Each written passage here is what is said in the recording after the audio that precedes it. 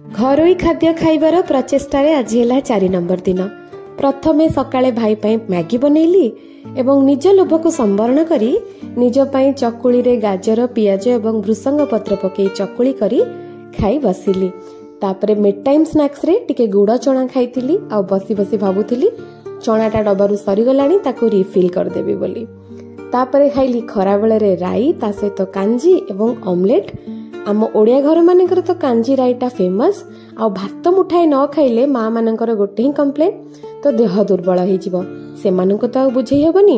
मुठाटे भात सहित कांजी राई एवं ऑमलेट खाईदे निजको सॉर्टेड बोली भाभी संध्या बेले निज भोक एवं निज मन उपरे कंट्रोल आनी केवल पीथिली गरम पानी जोटा मु चेष्टा करूची वेट लॉस पई पीवा पई सफल हेले आपण माननको भी जणेबी। तापरे राती रे मम्मी बनैथिला पनीर भुर्जी ता सहित रुटी।